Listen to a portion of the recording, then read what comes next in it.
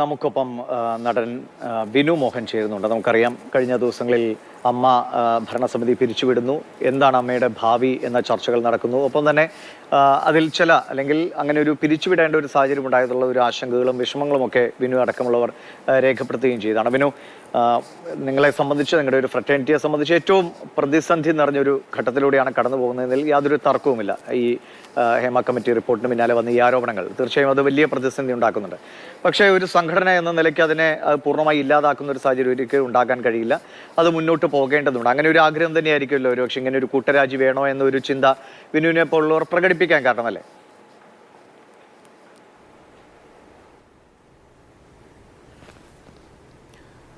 അല്ല, തീർച്ചയായിട്ടും. കാരണം നമ്മളിപ്പം ഇങ്ങനൊരു ചർച്ച വരുന്ന സമയത്ത് നമുക്കുണ്ടായിരുന്ന കൺസേൺസ് എന്ന് പറഞ്ഞാൽ നമ്മളുടെ കുറേ ആകുലതകൾ നമ്മളവിടെ വച്ചിട്ടുണ്ടായിരുന്നു. ഇങ്ങനൊരു രാജ്യയിലേക്ക് നമ്മൾ പോകുമ്പോൾ നമുക്ക് എങ്ങനെയായിരിക്കും ബാക്കിയുള്ള കാര്യങ്ങൾ. കാരണം ഇതിൽ നമ്മളുടെ അംഗങ്ങളായിട്ടുള്ള ഇപ്പം 506 പേരോളം നമ്മളുടെ സംഘടനയിലുണ്ട്. ഈ സംഘടനയിൽ ഇപ്പം സാമ്പത്തികമായിട്ടും ആരോഗ്യപരമായിട്ടും ഒക്കെ ബുദ്ധിമുട്ട് അനുഭവിക്കുന്ന ഒരുപാട് പേര് നമ്മുടെ സംഘടനയിലുണ്ട്. അപ്പം നമ്മളത് കൈനീട്ടം പോലുള്ള കാര്യങ്ങൾ കൊടുക്കുന്നുണ്ട്, ഇൻഷുറൻസ് പോലുള്ള കാര്യങ്ങളുണ്ട്. അപ്പം ഈ തരത്തിലുള്ള പല കാര്യങ്ങളും ഒരു വെൽഫെയർ പ്രോഗ്രാംസിന് എന്താണ് സംഭവിക്കുക, നമുക്കത് കൊടുക്കാൻ സാധിക്കുക, അതിൻ്റെ കാര്യങ്ങൾ എങ്ങനെയാണ് എന്നുള്ള ആകുലതകൾ എനിക്കുണ്ടായിരുന്നു.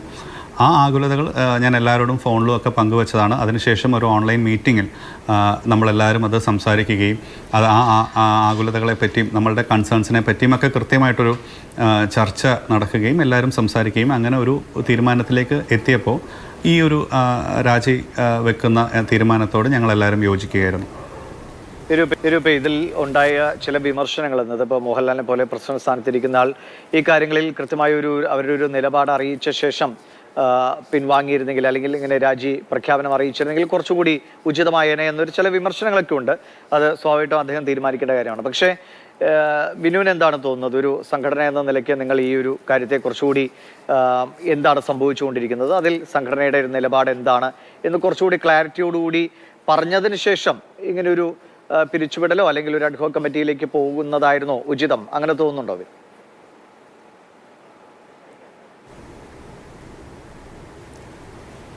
അല്ല, നമുക്ക് ബേസിക്കലി ഇപ്പം നമ്മുടെ അമ്മ സംഘടനയുടെ ഒരു സുപ്രീം പവർ എന്ന് പറയുന്നത് നമ്മളുടെ ജനറൽ ബോഡിയാണ്. അപ്പം കൃത്യമായിട്ട് ഈ ഒരു കാര്യം ഇങ്ങനെ ഈ ഒരു രീതിയിൽ നമ്മൾ പ്രഖ്യാപിക്കുകയും അത് കഴിഞ്ഞതിന് ശേഷം ജനറൽ ബോഡി വിളിച്ചു ചേർത്ത് ആ ജനറൽ ബോഡിയിൽ ബാക്കി കാര്യങ്ങൾ ചർച്ച ചെയ്ത് ജനറൽ ബോഡി അംഗീകരിക്കുന്ന ഒരു കമ്മിറ്റി, ജനറൽ ബോഡിയുടെ അഭിപ്രായം തേടി ആ അഭിപ്രായം അനുസരിച്ചിട്ടുള്ള ഒരു ഡിസിഷനായിരിക്കും നമ്മളുടെ സംഘടനയിൽ നിന്നുണ്ടാവുക. അത് ജനറൽ ബോഡി കൂടിയാലേ പറയാൻ പറ്റൂ. എത്രയും പെട്ടെന്ന് തന്നെ ആ ജനറൽ ബോഡി കൂടാനുള്ള കാര്യങ്ങളാണ് ഇപ്പം നടന്നുകൊണ്ടിരിക്കുന്നത്. ഒരു 2 മാസത്തിനകത്ത് എന്തായാലും ആ ജനറൽ ബോഡി കൂടണം. കാരണം പലരും പല സ്ഥലങ്ങളിലാണ്. ഇപ്പം ചെന്നൈയിലുള്ളതുണ്ട്, കേരളത്തിൻ്റെ എല്ലാ ഭാഗങ്ങളിലുള്ളവരുണ്ട്. അപ്പോൾ ഇവരെയൊക്കെ ഒത്തൊരുമിച്ച് കൊണ്ടുവരിക എന്ന് പറയുന്നത് നമ്മളെല്ലാവരോടും ആ കാര്യങ്ങൾ സംസാരിക്കണം. അത് ഓഫീസിൽ നിന്നുള്ള കാര്യങ്ങളൊക്കെ നടക്കുന്നുണ്ട്. പിന്നെ ബാക്കിയുള്ള ഒരു ഓഫീസിൻ്റെ ഡെയിലി പ്രവർത്തനങ്ങളെല്ലാം കൃത്യമായിട്ട് പോകുന്നുണ്ട്. അതിനൊന്നും ഒരു കുറവ് വന്നിട്ടില്ല. സംഘടനയിൽ ഒരു തരത്തിലും ഇത് ബാധിക്കാത്ത രീതിയിൽ തന്നെയാണ് അവിടുത്തെ പ്രവർത്തനങ്ങൾ നടന്നു പോകുന്നത്. ഇത് നമ്മളുടെ ജനറൽ ബോഡി കൂടിയിട്ടായിരിക്കും ഈ കാര്യങ്ങളൊക്കെ ചർച്ച ചെയ്യുക. ഈ ഒരു കാര്യങ്ങളും പുതിയ കമ്മിറ്റിയെക്കുറിച്ചുമൊക്കെ ചർച്ച ചെയ്യുക. പിന്നെ എനിക്കൊന്ന് ലാലേട്ടൻ്റെ ഒരു പേഴ്സണലി ഉള്ള കുറച്ച് കാര്യങ്ങളാണ് അദ്ദേഹത്തിന് നമ്മളെ കമ്മിറ്റി. അതുകൊണ്ട് തന്നെയാണ് നമ്മൾ ആ ഓൺലൈൻ മീറ്റിംഗ് ആക്കി അതിനെ നമ്മൾ എമർജൻസി ആയിട്ട് കൂടിയതുമൊക്കെ. അപ്പം ഈ തരത്തിൽ എല്ലാവരും കൂട്ടായി എടുത്തൊരു തീരുമാനത്തിൻ്റെ ഭാഗത്തിലേക്കാണ് നമ്മളെല്ലാവരും എത്തിയിരിക്കുന്നത്. അപ്പം ഇതായിരുന്നു ആ ഒരു ചർച്ചയിലൂടെ നമ്മൾ ആ തീരുമാനത്തിലേക്ക് എത്തിയതിൻ്റെ കാര്യം ഇതാണ്. ഈ കൺസേൺസ് ഒക്കെ നമുക്ക് കൃത്യമായി അതിനുള്ള ആൻസറുകൾ കിട്ടുകയും അതിനുള്ള കാര്യങ്ങൾ കൃത്യമായി ബോധ്യപ്പെടാൻ സാധിച്ചതുകൊണ്ടാണ് നമ്മൾ ആ കൺസേണിലേക്ക് ആ ഒരു തീരുമാനത്തിലേക്ക് നമ്മൾ യോജിച്ചത്. ബിനു, എന്തു വന്നാലും ഇങ്ങനെ ഒരു സംഘടന അത് ഇത്രയും വർഷങ്ങളുടെ പാരമ്പര്യമുള്ളതാണ്. ഒരുപാട് നല്ല കാര്യങ്ങൾ ചെയ്യുന്നു. ഇപ്പോൾ വന്ന ഈ പ്രതിസന്ധിയിൽ ആടി ഉലയുന്നു എന്നത് വാസ്തവമാണെങ്കിൽ പോലും അപ്പോൾ ആ സംഘടനയെ മുന്നോട്ട് കൊണ്ടുപോയപ്പോൾ 2 മാസം കഴിഞ്ഞാൽ പുതിയ ഭരണസമിതി വരുമെന്ന് മോഹൻലാലിൻ്റെ ഇന്നലത്തെ വാർത്താക്കുറിപ്പിൽ തന്നെ അദ്ദേഹം അറിയിക്കുന്നുണ്ട്.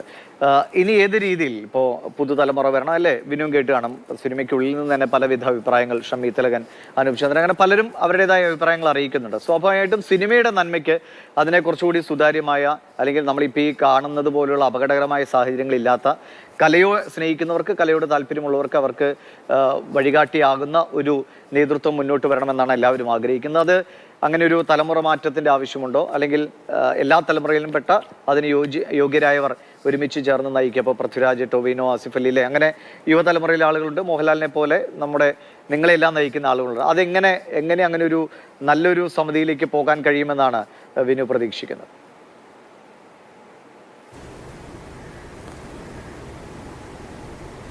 അല്ല, ഞാനിപ്പം ആദ്യമായിട്ടാണ് ഈ കമ്മിറ്റിയിൽ ഒരു അംഗമായി വന്നത്. കാരണം ഇതുവരെ ഞാനിപ്പം 2008 തൊട്ട് ഞാനിതിൽ മെമ്പറാണെങ്കിലും ഞാൻ ഈ ഒരു കമ്മിറ്റിയിലാണ് ഞാൻ ആദ്യമായി അംഗമായി വരുന്നത്.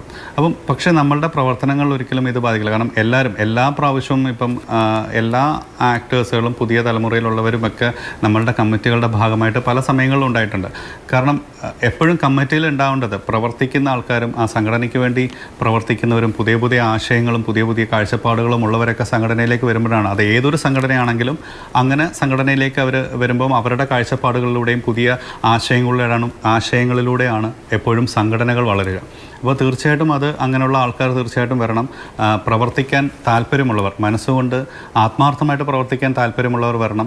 പിന്നെ ഇപ്പോഴത്തെ ഈ ഒരു സാഹചര്യങ്ങളിൽ കൂടെ നമുക്ക് പല കാര്യങ്ങളും കൃത്യമായിട്ടുള്ള ഒരു കൃത്യമായിട്ടുള്ള തീരുമാനങ്ങളുമായിട്ട് തന്നെ നമുക്ക് മുമ്പോട്ട് പോകണം. എല്ലാവർക്കും സുതാര്യമായി. ഇപ്പം സത്യം പറഞ്ഞാൽ നമ്മളിപ്പോൾ ഈ ഒരു 57 ദിവസമാണ് ഈ കമ്മിറ്റി ഉണ്ടായിരുന്നത്. പക്ഷേ ഈ ഒരു സമയത്ത് നമ്മൾ ഒരുപാട് പ്രവർത്തനങ്ങൾ നമ്മളുണ്ടായിരുന്നു. ഇപ്പം ഒരു ഡാൻസ് വർക്ക്ഷോപ്പ് പോലെ നമ്മളവിടെ ഒരു പബ്ലിക്കിന്, നമ്മുടെ ജനങ്ങളെയും പങ്കെടുപ്പിച്ചുകൊണ്ട്, നമ്മളുടെ അംഗങ്ങളുടെ മക്കൾ മാത്രമല്ല ജനങ്ങളെയും പബ്ലിക്കിനെയും പങ്കെടുപ്പിച്ചുകൊണ്ട് തന്നെയാണ് ആ രീതിയിൽ ഒരു വളരെ സൗഹാർദ്ദപരമായിട്ടാണ് ആ പ്രോഗ്രാംസൊക്കെ നമ്മൾ നടന്നിരുന്നത്. അങ്ങനെയുള്ള ഒരുപാട് കാര്യങ്ങൾ നമ്മളുടെ കാഴ്ചപ്പാടുകളുണ്ടായിരുന്നു, നമ്മുടെ ആശയങ്ങളുണ്ടായിരുന്നു. അത് തീർച്ചയായിട്ടും ഇനി വരുന്ന കമ്മിറ്റികളോട് നമ്മൾ പറയും, അത് കൃത്യമായി അവർ അത് നടത്തുകയും ചെയ്യും. കാരണം ആ കാഴ്ചപ്പാടുള്ളവർ വരട്ടെ, അല്ലെങ്കിൽ പ്രവർത്തിക്കാൻ സന്നദ്ധരായിട്ട് മനസ്സുകൊണ്ട് ആത്മാർത്ഥമായി പ്രവർത്തിക്കാൻ ഉള്ളവർ വരട്ടെ. തീർച്ചയായിട്ടും ജനറൽ ബോഡിയാണ് അത് തീരുമാനിക്കേണ്ടത്. ജനറൽ ബോഡി പറയുന്നത് എന്താണ്, ഇപ്പം ഞാനും ഈ കമ്മിറ്റിയിലേക്ക് വന്നത് ആ പ്രവർത്തിക്കാനുള്ള മനസ്സുള്ളത് കൊണ്ടാണ്. ആ ഒരു പ്രവർത്തിക്കണം, നല്ല രീതിയിലുള്ള ആശയങ്ങൾ നമുക്ക് പ്രാവർത്തികമാക്കണം എന്നുള്ള ഒരു ആഗ്രഹത്തിലാണ് നമ്മളും ഈ കമ്മിറ്റിയിലേക്ക് വന്നതും ഈ ഒരു സമയം കൊണ്ട് നമ്മൾ ഇത്രയും കാര്യങ്ങൾ നമുക്ക് ചെയ്യാൻ സാധിച്ചിട്ടുള്ളത്. തീർച്ചയായിട്ടും ഇനി വരുമ്പോഴും ആ ജനറൽ ബോഡിയുടെ തീരുമാനം എന്താണോ ആ തീരുമാനത്തിനോടൊപ്പം തന്നെ ആയിരിക്കും എനിക്ക് നിൽക്കാൻ പറ്റുക. വിനു ഇപ്പോൾ കഴിഞ്ഞ ദിവസം ശ്വേതാ മേനോൻ തത്സമയം പ്രതികരിക്കുമ്പോൾ പറഞ്ഞൊരു കാര്യമുണ്ട്, ഇതിൻ്റെ ഒരു നേതൃനിരയിൽ ഇരിക്കുക എന്നത് ഒരു ഭൂമധ്യയിൽ കിടക്കുന്ന അവസ്ഥയല്ല. കാരണം അത്രയേറെ ഭാരിച്ച ചുമതല വഹിക്കാനുള്ളതാണ്. കാരണം സിനിമയുടെ തിരക്കുകൾക്കൊപ്പം തന്നെ ഒരു സംഘടനയെ കൊണ്ട് നടക്കുക, അതിൻ്റെ കാര്യങ്ങളൊക്കെ ഏകോപിപ്പിക്കുക എന്ന് പറഞ്ഞാൽ വളരെ നല്ലൊരു ജോലി കൂടിയാണ്. അപ്പോൾ അതിന് ഉതകുന്നവർ, നമ്മൾ ഈ പുറമേ നിന്ന് ഒരുപക്ഷെ വിമർശനം ഉന്നയിക്കാനോ അല്ലെങ്കിൽ അഭിപ്രായങ്ങൾ പറയാൻ എളുപ്പമായിരിക്കും. പക്ഷെ ഒരു സംഘടനയെ മുന്നോട്ട് കൊണ്ടുപോവുക എന്ന അതിൻ്റെതായ ഒരു വെല്ലുവിളി കൂടിയാണ്. അത് ഏറ്റെടുക്കാൻ കഴിയുന്നവർ സ്വമേധയാ തിരിച്ചു വരുമോ, അതോ നിങ്ങളുടെ ഒരു വീണ്ടും തെരഞ്ഞെടുപ്പ് ആ രീതിയിൽ തന്നെയാകുമോ ഇനി പുതിയ ഭരണസമിതി വരിക? അതൊരു താൽക്കാലികമായി അല്ലാതെ ഏകാണ്ഡമായി ആളുകളെ തിരഞ്ഞെടുക്കുന്ന ഒരു സ്ഥിതി ഉണ്ടാവും?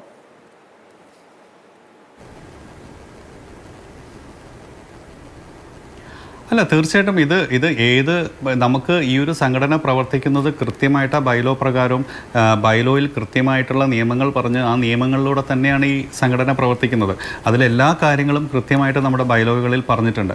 അപ്പം അത് ആ ഒരു നിയമവശങ്ങളിലൂടെ തന്നെയാണ് പോകുന്നത്. ഇതിൽ കമ്മിറ്റിയെ തിരഞ്ഞെടുക്കേണ്ടതും അത് കൃത്യമായി നമ്മൾ അത് നിയമിക്കേണ്ടതും അതിൻ്റെ കാര്യങ്ങൾ വരേണ്ടതും ജനറൽ ബോഡിയാണ്. ജനറൽ ബോഡിയിലാണ് ഈ തരത്തിലുള്ള എല്ലാ ചർച്ചകൾ പോവുകയും ജനറൽ ബോഡിയുടെ അഭിപ്രായങ്ങൾ കേട്ടിട്ട് അതിൽ നിന്നാണ് ഒരു തീരുമാനം, ജനറൽ ബോഡിയിൽ നിന്നാണ് അതിൻ്റെ തീരുമാനം, ഏതൊക്കെയാണ് കമ്മിറ്റി, ആരൊക്കെയാണ് നിൽക്കേണ്ടതെന്നൊക്കെയുള്ള ഒരു സന്നദ്ധത അറിയിച്ചവരിൽ ആരൊക്കെയാണെന്നുള്ളത് ജനറൽ ബോഡിയാണ് തീരുമാനിക്കേണ്ടത്. അത് ജനറൽ ബോഡിയുടെ കൂടിക്കഴിഞ്ഞതിന് ശേഷം ആ ചർച്ചകൾ കഴിഞ്ഞിട്ടായിരിക്കും സംഘടനയുടെ അഭിപ്രായങ്ങൾ പുറത്തേക്ക് പറയാൻ പറ്റുക. പിന്നെ നിലവിലെ ഈ ആരോപണങ്ങളിലേക്കും അല്ലെങ്കിൽ നിയമ നടപടികളിലേക്കായി കഴിഞ്ഞു. ഇപ്പോൾ സംവിധായകൻ രഞ്ജിത്തിനെതിരെ, മുകേഷിനെതിരെ, സിദ്ദിഖിനെതിരെയൊക്കെ പരാതികൾ വന്നു. അതിന് പ്രത്യേക അന്വേഷണ സംഘമുണ്ട്. അവർ ആ നടപടികൾ ആരംഭിച്ചു കഴിഞ്ഞു. ഇത് നിങ്ങളെ സിനിമാ പ്രവർത്തകരെ, ഇപ്പോൾ ഒരു പ്രമുഖ സംവിധായകൻ പറഞ്ഞ് കഴിഞ്ഞ കുറച്ച് ദിവസങ്ങളായി സിനിമയെ മുഴുവൻ ആക്രമിക്കുന്ന തരത്തിലാണ് വാർത്തകൾ വരുന്നതെന്നാണ് തോന്നിപ്പോകും. കാരണം ആരോപണങ്ങൾ വരുന്നു, സ്വാഭാവികമായിട്ട് ആരോപണങ്ങൾ, വെളിപ്പെടുത്തലുകൾ ആളുകളിലേക്ക് മാധ്യമങ്ങളിലൂടെ എത്തും.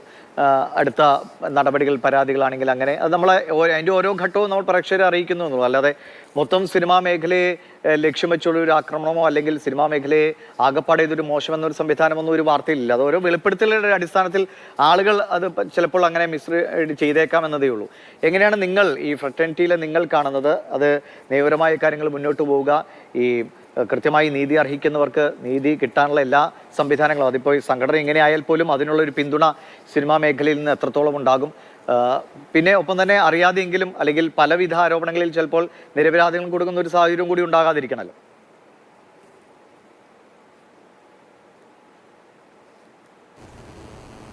അല്ല, തീർച്ചയായിട്ടും. കാരണം ഈ ആരോപണങ്ങൾ വരുമ്പോൾ അതിൻ്റെ സത്യാവസ്ഥ തീർച്ചയായിട്ടും പുറത്തു വരണം. കുറ്റം ചെയ്തിട്ടുള്ളവരാണെങ്കിൽ അത് ശിക്ഷ അനുഭവിക്കണം. പക്ഷേ കുറ്റം ചെയ്യാത്തവർ ഈ പറയുന്ന പോലെ ഒരു ആരോപണത്തിൻ്റെ പേരിൽ അവർക്ക് അനുഭവിക്കേണ്ടി വരുന്ന മാനസിക വിഷമങ്ങൾ ഭയങ്കരമാണ്. അപ്പം അത് കൃത്യമായി, അതുകൊണ്ട് തന്നെയാണ് നമ്മുടെ നിയമ സംവിധാനങ്ങളിലൂടെ ഈ സത്യാവസ്ഥയായ കാര്യങ്ങൾ പുറത്തു വരണം. ഈ തരത്തിലുള്ള ഇപ്പം ഈ റിപ്പോർട്ട് കൃത്യമായിട്ട് വളരെ ഗൗരവത്തോടെ തന്നെയാണ് നമ്മളെല്ലാവരും കാണേണ്ടത്. ഈ തരത്തിൽ ഉള്ള പ്രശ്നങ്ങൾ മാറ്റപ്പെടാൻ, അതായത് ഇങ്ങനെയുള്ള പ്രശ്നങ്ങൾ ഇല്ലാണ്ടാക്കാൻ ഈ ഒരു റിപ്പോർട്ടിന് സാധിക്കും. ഈ ഒരു ഹേമ കമ്മിറ്റി റിപ്പോർട്ട് പുറത്തു വന്നതോടെ സാധിക്കും തന്നെയാണ് എൻ്റെ വിശ്വാസം. അതിന് കൃത്യമായ നിയമവശങ്ങൾ നമുക്കുണ്ട്, നമുക്ക് കോടതിയുണ്ട്. കൃത്യമായ രീതിയിൽ ഇതിൻ്റെ സത്യാവസ്ഥ ജനങ്ങൾക്ക് വരണം. അത് എല്ലാവരെയും പോലെ ആഗ്രഹിക്കുന്ന ഒരാളാണ് ഞാനും. അത് കൃത്യമായി വരണം. പിന്നെ ഇപ്പം ഫിലിം ഫെറ്റേണിറ്റി, ഇപ്പോൾ ഈ പറയുന്ന ഒരുപാട് പ്രശ്നങ്ങൾ വരുമ്പോൾ ഇതിൽ സത്യസന്ധമായ ആരോപണങ്ങളും സത്യസന്ധമല്ലാത്ത ആരോപണങ്ങളും വരും. അപ്പോൾ അത് കൃത്യമായി തിരിച്ചറിയപ്പെടുക എന്നുള്ളതാണ് ആദ്യം വേണ്ടത്. ഇപ്പം സിനിമയെ സംബന്ധിച്ചാണെങ്കിൽ ഈ നമ്മൾ ടൈം ലൈനിൽ കാണുന്ന ആക്ടേഴ്സും ഡയറക്ടേഴ്സും അങ്ങനെയുള്ളവർ മാത്രമല്ല സിനിമയിൽ ഇതിൽ ഒരു ഡ്രൈവിംഗ് ജോലി ചെയ്യുന്ന ചേട്ടന്മാരുൾപ്പെടെ, പ്രൊഡക്ഷനിലുള്ള ചേട്ടന്മാരുൾപ്പെടെ, യൂണിറ്റിലുള്ള ചേട്ടന്മാരുൾപ്പെടെ, ഇങ്ങനെ ഒരുപാട് പേര്, ആൾക്കാർ, ഒരു കൂട്ടായ്മയുടെ ഒരു ഭാഗമാണ് സിനിമ. അപ്പം ഈ തരത്തിലുള്ളവരൊക്കെ ഡെയിലി വേജസിൽ വർക്ക് ചെയ്യുന്ന ആൾക്കാരാണ്. ഇപ്പം ഇങ്ങനൊരു പ്രശ്നം വരികയും സിനിമകൾ ഷൂട്ട് നടക്കാതെയോ അങ്ങനെയൊക്കെ ഒരു അവസ്ഥയിലേക്കൊക്കെ വരികയാണെങ്കിൽ അങ്ങനെ ഒരു വരാതിരിക്കട്ടെ. ആ തരത്തിലേക്ക് ഒരിക്കലും ഈ എൻറ്റയർ ഇൻഡസ്ട്രിയെ ബാധിക്കുന്ന തരത്തിലൊരു പ്രശ്നം ഉണ്ടാവാതിരിക്കണം. കാരണം ഈ പറയുന്ന കുടുംബങ്ങളൊക്കെ ഡെയിലി വേജസ് ജീവിക്കുന്നതാണ്. അതുകൊണ്ടാണ് അവരുടെ കുട്ടികളെ പഠിപ്പിക്കുന്നതുമെല്ലാം. അപ്പം ഈ തരത്തിലുള്ള പ്രശ്നങ്ങളിൽ വരുമ്പോൾ, ഈ ആരോപണങ്ങൾ വരുമ്പോൾ അതിൻ്റെ സത്യാവസ്ഥ എത്രയും പെട്ടെന്ന് പുറത്തു വരണം. അത് കൃത്യമായ നിയമ സംവിധാനങ്ങളിലൂടെ തന്നെ പുറത്തു വരണം എന്ന് തന്നെയാണ് എൻ്റെയും ആഗ്രഹം. ശരി വിനു, എന്തായാലും പറഞ്ഞ പോലെ സിനിമാ മേഖല അത് ഈ പ്രതിസന്ധികളെ മറികടന്ന് തിരിച്ചു വരണം. അത് ഇവിടുത്തെ സാധാരണ പ്രേക്ഷകരും ആഗ്രഹിക്കുന്നതാണ്. നല്ല സിനിമകൾ, നല്ല പ്രകടനങ്ങളൊക്കെ കാണാൻ നമ്മൾ ആഗ്രഹിക്കുന്നതാണ്. പക്ഷേ അതിൽ എന്തെങ്കിലും ഒരു കറ പുരണ്ടിട്ടുണ്ടെങ്കിൽ അത് കൃത്യമായി നീക്കം ചെയ്തുകൊണ്ട് അല്ലേ കുറച്ചുകൂടി സുതാര്യവും സുരക്ഷിതമായ ഒരു അന്തരീക്ഷം സിനിമാ മേഖലയിൽ ഉണ്ടാകണം. അതിനുള്ള വഴിതെളിക്കലാകട്ടെ ഈ സംഭവങ്ങളെന്നൊക്കെ നമുക്ക് കരുതാം.